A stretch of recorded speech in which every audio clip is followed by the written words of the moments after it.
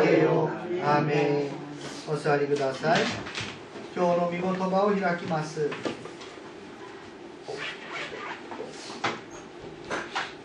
今日の御言葉、詩編42編、韓国語は5節、日本語は6節を開きます。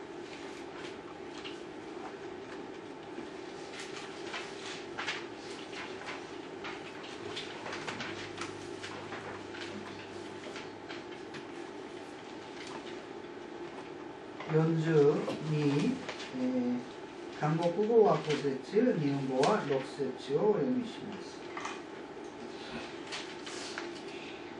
まず日本語で一緒にお読みします。せーの。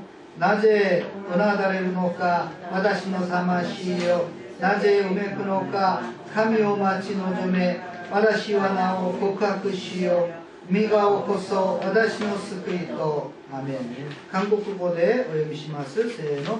내 영혼아 내가 어찌하여 낙심하며 어찌하여 내 속에서 불안해하는가. 너는 하나님께 소망을 두라. 그가 나타나 도우심으로 말미암아 내가 여전히 찬송하리로다. 아멘. 今日は韓国語メッセージですので字訳しています。字訳記を確認してください。これからは韓国語でメッセージを伝えたいと思います。 우리 옆에 분하고 주의 이름으로 축복하며 환영하겠습니다. 주의 이름으로 사랑합니다. 주의 이름으로 사랑합니다. 주의 이름으로 축복합니다. 주의 이름으로 감사합니다. 예, 감사합니다. 오늘은 하나님께 소망을 두라. 일본어로는 가미오 마치 노점의 그런 제목을 가지고 부활절을 준비하며 함께 말씀을 나누려고 합니다. 오늘 말씀은 인간의 근심, 걱정, 그리고 절망의 본질에 대하여 정확하게 가르쳐주고 있습니다. 우리들이 가지고 있는 근심과 절망의 근본은 하나님께 소망을 두지 않고 있기 때문이다 라고 성경은 말씀합니다. 그러므로 하나님만이 우리의 소망이요 우리의 기쁨이요 우리의 능력이 되심을 믿을 때에 우리를 괴롭게 하는 근심과 걱정, 절망 이 모든 것들은 사라질 것입니다. 할렐루야. 오늘 그 모든 것을 다 버리겠다는 마음으로 하나님의 소망을 붙잡을 수 있는 저와 여러분들 되시길 바랍니다. 예수 그리스도가 이 절망의 인간 세상에 내려오셔서 친히 소망이 되어 주셨습니다. 자, 그러면 그 소망의 증거는 무엇일까요? 오늘 세 가지 소망의 증거를 함께 나눠보려고 합니다. 첫째, 소망의 증거는 바로 복음입니다. 복음. 네, 마태복음 4장 17절 말씀을 보겠습니다. 이때부터 예수께서 비로소 전파하여 가라사대 회개하라 천국이 가까웠느니라 하시더라. 아멘. 예수 그리스도가 오셔서 하신 위대한 사명의 첫 번째는 바로 복음을 전하는 것이었습니다. 그리고 오늘 우리가 그 복음을 전할 때에 우리는 바로 예수 그리스도의 제자된 증거를 갖게 되는 것이며 우리들에게 약속되어진 천국의 약속을 확인하는 일이 되는 것입니다. 하나님의 아들이 이 땅에 오신 것은 모든 인류에게, 모든 인간에게 마지막 소망이 되었습니다. 그 예수 그리스도의 희생으로 온 인류는 영원히 죽을 수밖에 없는 죄에서 용서받았고 또 구원받을 수 있는 길이 열려졌기 때문입니다. 하나님의 아들 예수 그리스도가 죄인을 대신해서 죽음의 십자가에서 죽어주셨을 때 인간은 그 아들 예수 그리스도를 믿음으로 말미암아 십자가로 인한 희생의 능력을 얻게 되는 것입니다. 그 희생의 능력은 우리의 모든 더러운 죄가 용서받는 것이요 그 능력은 우리의 영혼이 구원을 얻는 것이요 그 십자가의 능력은 우리에게 부활의 소망을 전해주는 것입니다. 바로 이것이 이런 것들을 가르쳐준 것이 복음입니다. 예수 그리스도가 이 땅에 오셔서 외치신 복음이 바로 이 복음입니다.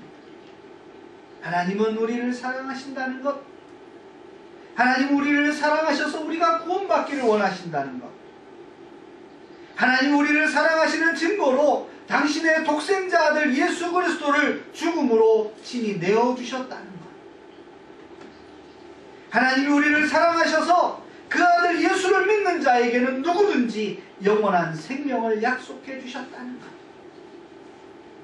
그리고 하나님이 우리를 사랑하셔서 예수님처럼 우리에게도 부활의 소망을 주셨다는 것. 할렐루야. 이 놀라운 복음의 소식을 예수 그리스도가 가지고 내려오신 것입니다. 그리고 그 소식을 우리들에게 전해주셨습니다. 죄인들에게 전해주셨습니다. 이 복음은 너무나 단순하지만 위대한 진리를 가지고 있습니다. 그리고 누구든지 바로 이 복음을 듣고 그리고 마음으로 받아서 그 복음을 믿는 자는 복음의 능력을 얻도록 하셨습니다. 오늘 저와 여러분은 이 복음의 능력을 얻어가야 하는 줄로 믿습니다. 그래야 오늘 하나님을 만나는 축제의 주일 예배가 될 것입니다. 두 번째 소망의 증거는 바로 하나님입니다. 로마서 15장 13절 말씀을 봅니다. 소망의 하나님이 모든 기쁨과 평강을 믿음 안에서 너희에게 충만하게 하사 성령의 능력으로 소망이 넘치게 하시기를 원하노라. 아멘. 절망의 반대는 무엇입니까? 소망입니다. 절망은 사람에게 고통을 주고 아픔을 주지만 소망은 기쁨을 주고 새 힘을 내게 만듭니다. 오늘 우리가 그 소망의 하나님을 믿을 때에 하나님은 우리들에게 소망을 부어주십니다. 그 소망은 기쁨과 평화와 믿음으로 넘치게 해주신다고 했습니다. 시편 33편 12절은 말씀합니다. 여호와를 자기 하나님으로 삼은 나라 곧 하나님의 기업으로 선택된 백성은 복이 있도다. 아멘. 하나님을 나의 하나님으로 삼을 때 하나님의 나라를 얻게 된다고 했습니다. 예수 그리스도가 우리에게 하나님 나라를 전해주셨습니다. 이 세상이 마지막이 아니라 하나님의 나라가 우리를 기다리고 있음을 알려주셨습니다. 그리고 그 나라를 얻는 방법에 대해서도 가르쳐 주셨습니다. 하나님의 나라는 무엇입니까? 모든 집들이 반짝반짝 황금으로 지어져 있고 모든 도로와 길들이 황금으로 만들어진 곳이 하나님의 나라입니까? 아주 좋은 집을 주고 좋은 자동차를 주고 맛있는 음식들을 많이 얻는 곳이 넘쳐나는 곳이 하나님의 나라입니까? 구원받은 모든 사람들이 가고 싶어하는 곳, 영원한 생명이 있는 나라, 그 하나님의 나라는 과연 어떤 나라일까요? 하나님 나라의 본질은 하나님이십니다. 할렐루야. 이거를 기억해야 돼요. 하나님이 계신 곳이 바로 하나님의 나라입니다. 하나님의 통치와 하나님의 사랑과 하나님의 지배가 있는 곳이 하나님의 나라입니다. 하나님이 계시지 않는 곳은 하나님의 나라가 아니지요. 하나님이 통치하지 않는 나라는 하나님의 나라가 아닙니다. 하나님의 사랑이 없는 곳이 어떻게 하나님의 나라가 될 수 있습니까? 시편 33편 12절은 말씀하지요. 여호와를 자기 하나님으로 삼은 나라 곧 하나님의 기업으로 선택된 백성은 복이 있도다. 하나님을 나의 하나님으로 삼았을 때에, 하나님이 나의 하나님이 되었을 때에 그때서 우리는 하나님의 나라를 이미 얻었다라고 하는 것입니다. 할렐루야. 이게 진리입니다.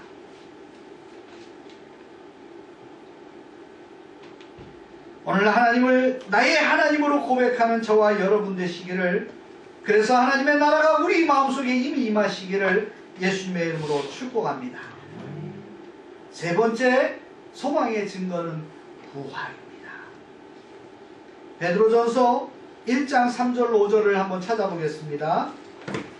신약성경 베드로전서 1장 3절부터 5절 말씀을 찾아서 같이 한번 읽어보겠습니다.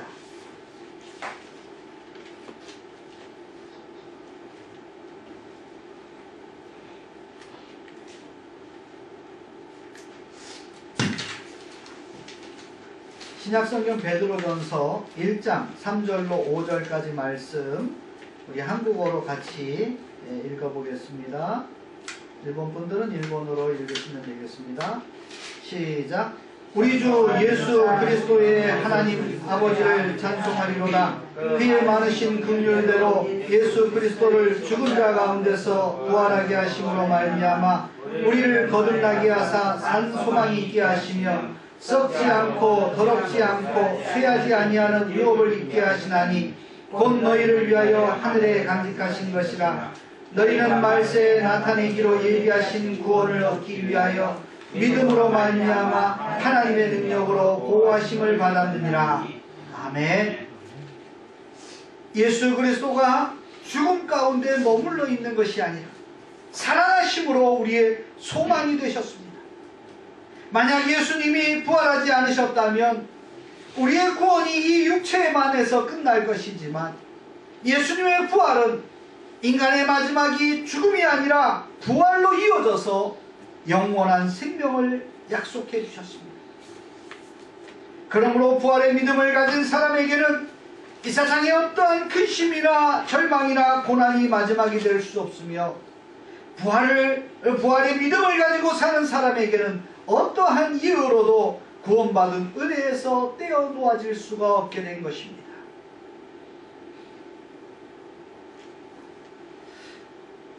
김병선 선생의 무덤에서 나오라라고 하는 책에 나온 글을 조금을 한번 소개해 드리려고 합니다.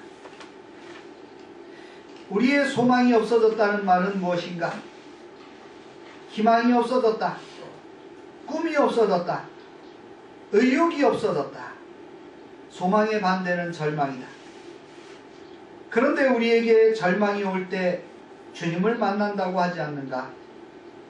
완전히 절망적이 될 때 주님을 붙들게 되고 만나게 된다. 그렇다면 하나님 앞에 더 절망적이 되라. 절망의 무덤 가운데서 주님을 만나라. 그래야 육체적인 질병과 영적인 고통의 무덤에서 떨쳐버리고 일어나 나올 수 있다. 오늘 우리의 삶, 내 신앙의 상태는 어떻습니까? 영적으로 메마르고 절망 가운데 있지는 않습니까? 부활절에 부활의 설교를 들어도 마음에 뜨겁게 와닿지 않고 영혼에 물기도 없고 윤기도 없이 무덤 속에 있는 것과 같다면 그곳에서 나와야 합니다. 생기와 희망을 잃고 무기력하게 주저앉아 있었다면 그 절망의 무덤, 죽음의 무덤을 헤치고 나오십시오. 염려와 근심의 무덤에서 반신반의하는 불신앙의 무덤에서 나오십시오. 주님을 만나시고 주님을 붙잡으십시오. 아멘. 이런 글을 우리에게 남겼습니다. 다음 주일은 부활주일입니다. 예수 그리스도의 부활을 기념하며 기억하는 날입니다. 예수 그리스도의 부활은 우리에게는 부활의 약속이며 우리의 영원한 생명을 상징하는 증거이기 때문입니다. 그러나 그 전에 부활하시기 위해 예수 그리스도는 엄청난 고난과 피 흘림을 당하셨습니다. 그래서 부활주일을 맞이하기 전에 일주일의 시간을 고난주간이라고 부릅니다. 이제 내일부터 고난주간이 시작이 됩니다. 주님의 고난의 이유는 무엇일까요? 하나님의 아들이신 예수 그리스도, 가장 높고 위대하신 분이 왜 이 땅에 내려와 먼지와 같은 존재인 인간을 대신해서 죽어주셔야만 하셨을까요? 바로 나 때문입니다. 예수님이 값주고 살려내신 나의 생명의 이 존재의 의미와 나를 사랑하시는 하나님 아버지의 사랑을 묵상하는 한 주간 되시길 바랍니다. 한 가지 부탁드릴 것은 고난주간에 만약 금식을 하시는 분들이 계시면 반드시 금식하는 만큼의 식비를 헌금으로 준비를 하셔서 다음 주일에 부활주일 헌금으로 드리시길 바랍니다. 그리고 그곳에 부활의 소망과 여러분의 기도 제목을 적어서 내시기를 바랍니다. 오늘 여러분들에게 마지막으로 최응희 목사님의 글을 소개하고 말씀을 마치겠습니다. 믿음은 말씀이 중심이요 예수님이 중심이지 나의 감정이나 나의 기대가 아닙니다. 나의 감정만을 믿음의 중심으로 삼으면 감정이 식을 때는 믿음도 시들어 버릴 것이기 때문입니다. 나의 기대만을 믿음의 바탕으로 삼으면 내 생각대로 되지 않을 때는 나의 믿음도 낙심으로 바뀌게 될 것이기 때문입니다. 신앙생활을 하다가 낙심하고 그만두는 사람들이 대부분 이런 형태의 신앙을 가지고 있습니다. 그러나 부활의 주님을 만나면 달라질 것입니다. 낙심이 바뀌어서 소망이 넘치게 될 것입니다. 주님은 단순히 인간 예수이거나 훌륭한 선생님이 아니라 이 세상의 구세주시요 능력의 주님이십니다. 나의 믿음이나 감정과 상관없이 그분은 하나님의 아들이십니다. 그러므로 성령을 받은 후 제자들은 생명을 걸고 예수는 다시 사셨다라는 증거를 하게 되었고 예수 믿고 구원받으라고 외칠 수 있었던 것입니다. 부활의 주님을 만나십시오. 슬픔에서 기쁨으로, 낙심과 절망에서 소망으로 인도해 주실 것입니다. 인생이 죽음으로 끝나는 것이 아님을 우리는 깨닫게 될 것입니다. 기도하겠습니다. 할렐루야. 살아계신 하나님 아버지, 하나님의 살아계심과 하나님의 아들 예수 그리스도가 죽음을 이기고 부활하셨음을 믿습니다.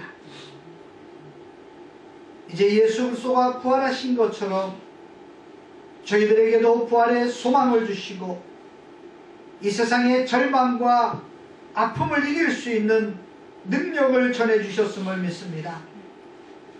이 세상을 살아가는 동안 부활의 주님을 모시고 부활의 능력을 힘입어서